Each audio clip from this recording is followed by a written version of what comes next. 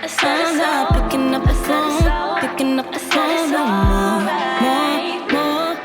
The production on this EP is not a far cry from things I've done in the past. I definitely do feel like, you know, the 2000s is a big inspiration to me, and I feel like that's evident in my music. And with you guys know I'm a PK too, like I'm a huge fan of things being stripped back or having like a really spiritual feel, which is why I reference like, you know, God, and just like my faith comes out, you know, when I'm writing certain songs too. So all those elements go into, you know, writing. And then like with production, I feel like one of my biggest strengths is just like my ear for what sounds good and what I'm gonna sound good on.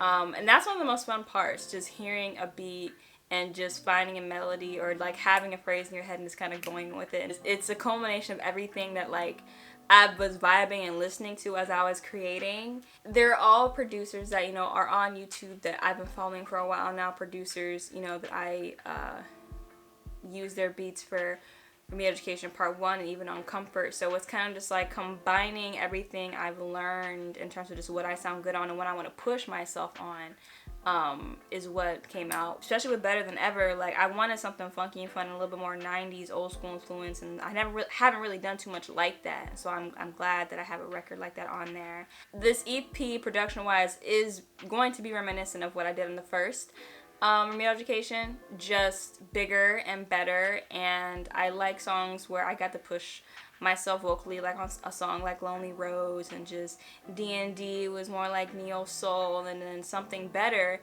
actually, when I first heard that beat, I was writing it in hopes of like it would be a Giveon demo. And so I was like, okay, I'm gonna write this, like, you know, what would Giveon say, what would Giveon do? And then when I started writing it, I was like, wait, hold on, I feel like I can do this. I was definitely inspired by artists like Mass and Ryan Ward. All the music I reviewed over the last few years, I feel like you can kind of hear bits and pieces of it, you know, in the production I chose for this EP. I couldn't be happier with it. It's one of those things I feel like it sets me up perfectly to even try more things in the future. And even though I feel like for the most part my music may move in towards a more neo soul like production sound, like it's still very much like contemporary R&B, like it's fresh, it's still new.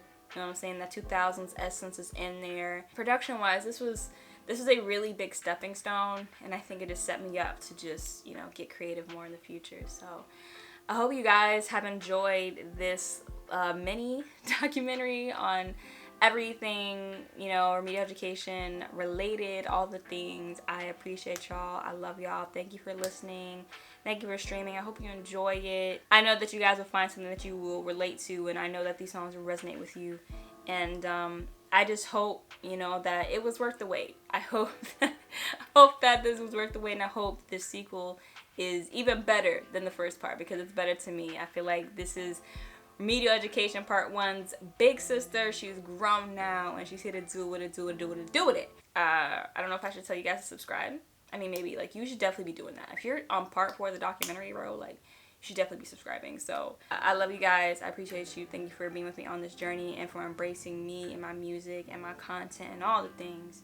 I love y'all endlessly. And you can go stream Remedial Education too on all platforms right now.